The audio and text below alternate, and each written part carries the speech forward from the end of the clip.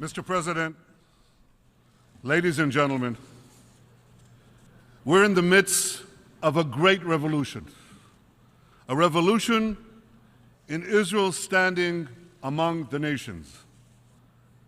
This is happening because so many countries around the world have finally woken up to what Israel can do for them. Those countries now recognize what brilliant investors like Warren Buffett and great companies like Google and Intel, what they've recognized and known for years, that Israel is the innovation nation, the place for cutting-edge technology in agriculture, in water, in cybersecurity, in medicine, in autonomous vehicles, you name it, we've got it. Those countries now also recognize Israel's exceptional capabilities in fighting terrorism. In recent years, Israel has provided intelligence that has prevented dozens of major terrorist attacks around the world. We have saved countless lives. Now, you may not know this, but your governments do. And they are working closely together with Israel to keep your country safe and your citizens safe. I stood here last year on this podium, and I spoke about this profound change in Israel's standing around the world. And just look at what has happened since. In 1 year, hundreds of presidents, prime ministers, foreign ministers, and other leaders have visited Israel, many for the first time. Of these many visits, 2 were truly historic. In May, President Trump became the first American president to include Israel in his first visit abroad. President Trump stood at the Western Wall, at the foot of the Temple Mount, where the Jewish people, or rather the Jewish people's temples, stood for nearly 1,000 years. And when the president touched those ancient stones, he touched our hearts forever. In July, Prime Minister Modi became the first Indian Prime Minister to visit Israel. You may have seen the pictures. We were on a beach in Hedera. We rode together in a Jeep outfitted with a portable desalination device that some thriving Israeli entrepreneur invented. We took off our shoes, waded into the Mediterranean, and drank seawater that had been purified only a few minutes earlier. We imagined the endless possibilities for Israel, for India, for all of humanity.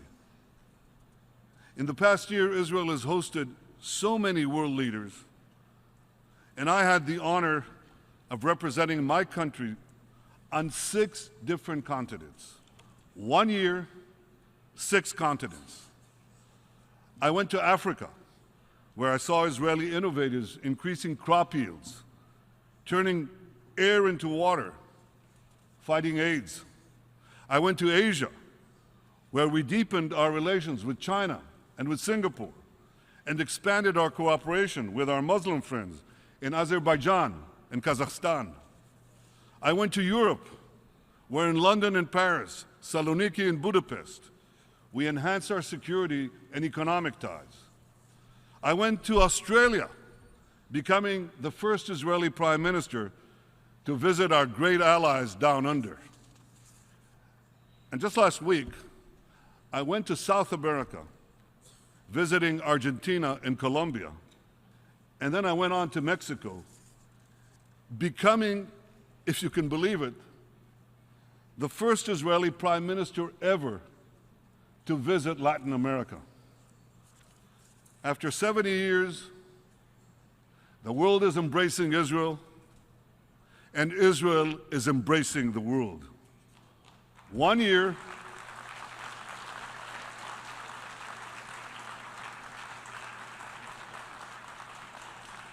one year, 6 continents. Now, it's true, I haven't yet visited Antarctica, but one day I have to go there. I want to go there too, because I've heard that penguins are also enthusiastic supporters of Israel. Now, you laugh, but penguins have no difficulty recognizing that some things are black and white, are right and wrong. And unfortunately, when it comes to UN decisions about Israel, that simple recognition is too often absent. It was absent last December when the Security Council passed an anti-Israel resolution that set back the cause of peace. It was absent last May when the World Health Organization adopted, you have to listen to this, the World Health Organization adopted a Syrian-sponsored resolution that criticized Israel for health conditions on the Golan Heights. As the great John McEnroe would say, you cannot be serious. I mean, this is preposterous. Syria has barrel-bombed, starved, gassed, and murdered hundreds of thousands of its own citizens and wounded millions more, while Israel has provided life-saving medical care to thousands of Syrian victims of that very same carnage. Yet who does the World Health Organization criticize? Israel. So is there no limit to the UN's absurdities when it comes to Israel? Well, apparently not, because in July, UNESCO declared the Tomb of the Patriarchs in Hebron a Palestinian World Heritage Site. That's worse than fake news. That's fake history. Mind you, it's true that Abraham, the father of both Ishmael and Isaac, is buried there. But so too are Isaac, Jacob, Sarah, Rebecca. Sarah is a Jewish name, by the way. Sarah, Rebecca, and Leah, who just happen to be patriarchs and matriarchs of the Jewish people. Well, you won't read about that in the latest UNESCO report, but if you want to, you can read about it in a somewhat weightier publication. It's called the Bible. I highly recommend it. I hear it even got 4.5 out of 5 stars on Amazon, and it's a great read. I read it every week. Ladies and gentlemen, a moment to be serious. Despite the absurdities, despite the repetition of these farcical events, there is change. Slowly but surely, there are signs of positive change even at the United Nations. Mr. Secretary General, I very much appreciate your statement that denying Israel's right to exist is anti-Semitism, pure and simple. Now that's important, because for too long, the epicenter of global anti-Semitism has been right here at the UN. And while it may take many years, I'm absolutely confident that the revolution in Israel's ties with individual nations will ultimately be reflected here in this Hall of Nations. I say that because there's also a marked change in the position of some of our key friends. Thanks to President Trump's unequivocal support for Israel in this body, that positive change is gathering force. So thank you, President Trump. Thank you for supporting Israel at the UN. And thank you for your support, Ambassador Nikki Haley. Thank you for speaking the truth about Israel.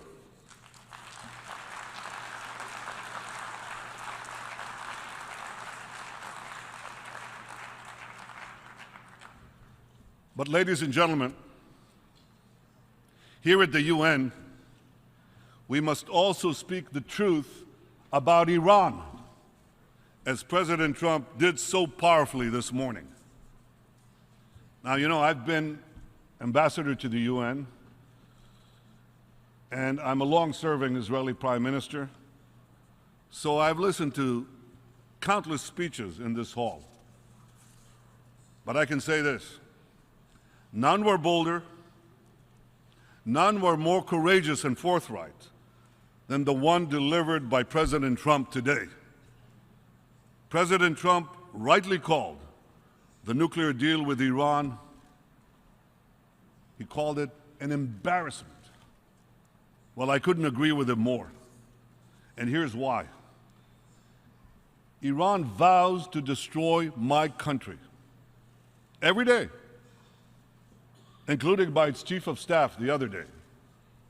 Iran is conducting a campaign of conquest across the Middle East, and Iran is developing ballistic missiles to threaten the entire world. 2 years ago, I stood here and explained why the Iranian nuclear deal not only doesn't block Iran's path to the bomb, but actually paves it. Because the restrictions placed on Iran's nuclear program have what's called a sunset clause. Now, let me explain what that term means. It means that in a few years, those restrictions will be automatically removed, not by a change in Iran's behavior, not by a lessening of its terror or its aggression. They'll just be removed by a mere change in the calendar. And I warned that when that sunset comes, a dark shadow will be cast over the entire Middle East and the world, because Iran will then be free to enrich uranium on an industrial scale, placing it on the threshold of a massive arsenal of nuclear weapons. That's why I said 2 years ago that the greater danger is not that Iran will rush to a single bomb by breaking the deal, but that Iran will be able to build many bombs by keeping the deal. Now, in the last few months, we've all seen how dangerous even a few nuclear weapons can be in the hands of a small rogue regime. Now imagine the danger of hundreds of nuclear weapons in the hands of a vast Iranian Islamist empire with the missiles to deliver them anywhere on earth. I know there are those who still defend the dangerous deal with Iran, arguing that it will block Iran's path to the bomb. Ladies and gentlemen, that's exactly what they said about the nuclear deal with North Korea. And we all know how that turned out. Unfortunately, if nothing changes, this deal will turn out exactly the same way. That's why Israel's policy regarding the nuclear deal with Iran is very simple. Change it or cancel it. Fix it or nix it. Nixing the deal means restoring massive pressure on Iran, including crippling sanctions, until Iran fully dismantles its nuclear weapons capability. Fixing the deal requires many things, among them inspecting military and any other site that is a suspect, and penalizing Iran for every violation. But above all, fixing the deal means getting rid of the sunset clause. And beyond fixing this bad deal, we must also stop Iran's development of ballistic missiles and roll back its growing aggression in the region. I remember we had these debates. As you know, I took a fairly active role in them. And many supporters of the deal naively believed that it would somehow moderate Iran. It would make it a responsible member, so they said, of the international community. Well, you know, I strongly disagreed.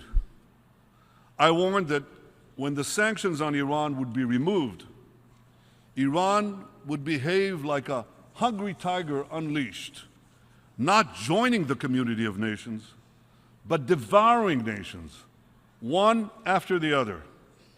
And that's precisely what Iran is doing today. From the Caspian Sea to the Mediterranean, from Tehran to Tartus, an Iranian curtain is descending across the Middle East.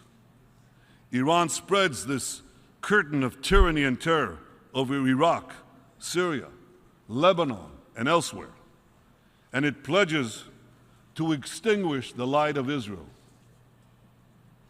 Today, I have a simple message for Ayatollah Khamenei, the dictator of Iran.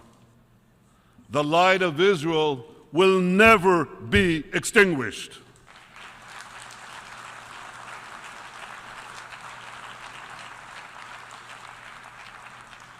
Netzach Yisrael lo yeshaker.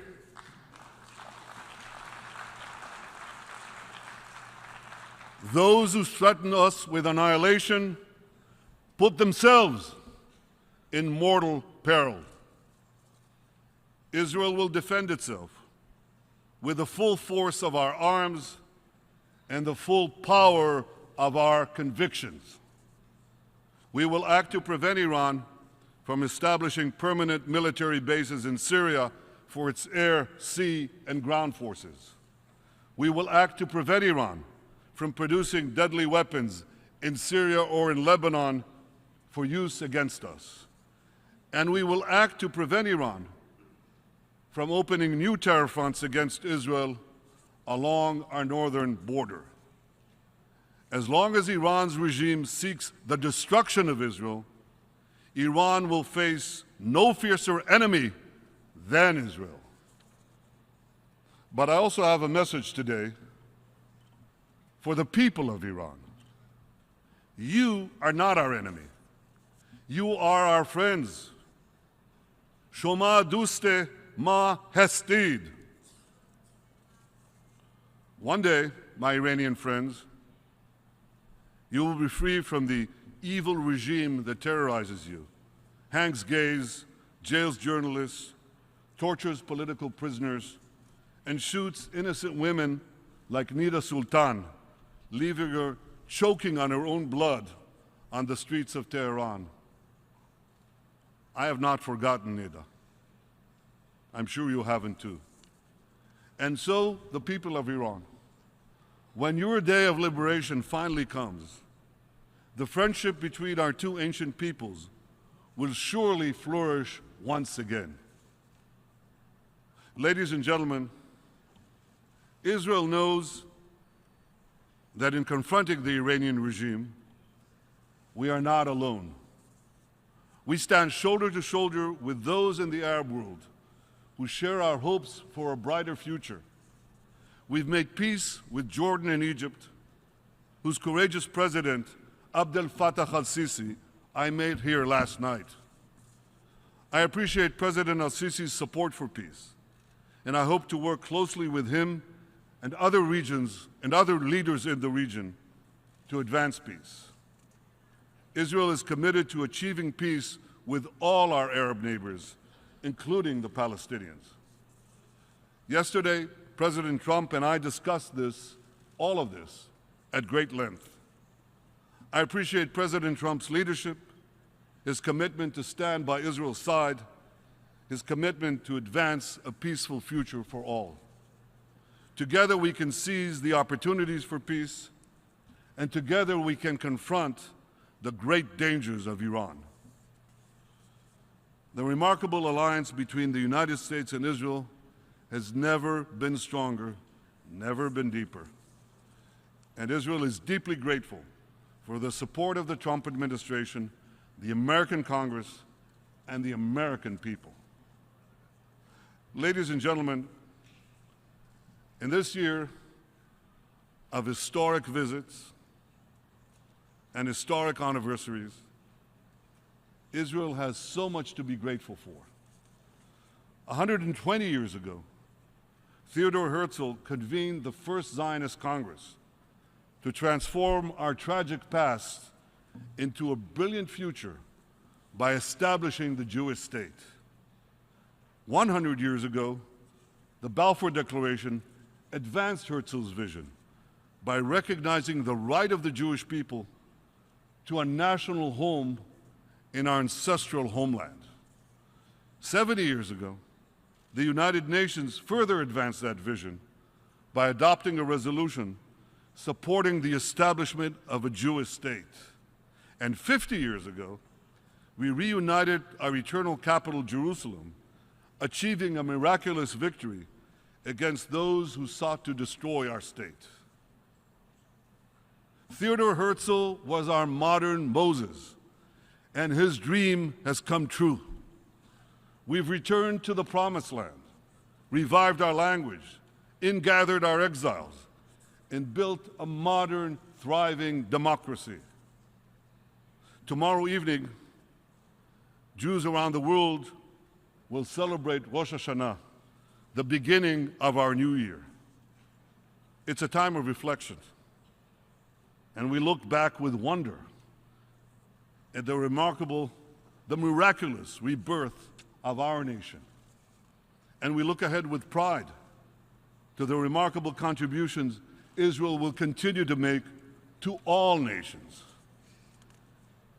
You look around you, and you will see these contributions every day in the food you eat, the water you drink, the medicines you take, the cars you drive, the cell phones you use, and in so many other ways that are transforming our world. You see it in the smile of an African mother in a remote village who, thanks to an Israeli innovation, no longer must walk 8 hours a day to bring water to her children. You see it in the eyes of an Arab child who was flown to Israel to undergo a life-saving heart operation. And you see it in the faces of the people in earthquake-stricken Haiti and Nepal who were rescued from the rubble and given new life by Israeli doctors. As the prophet Isaiah said, "Unetaticha or lagoyim liot yeshuati ad ktseh haaretz." I have made you a light unto the nations, bringing salvation to the ends of the earth. Today, 2,700 years after Isaiah spoke those prophetic words, Israel is becoming a rising power among the nations. And at long last, its light is shining across the continents, bringing hope and salvation to the ends of the earth. Happy New Year, Shana Tova from Israel. Thank you.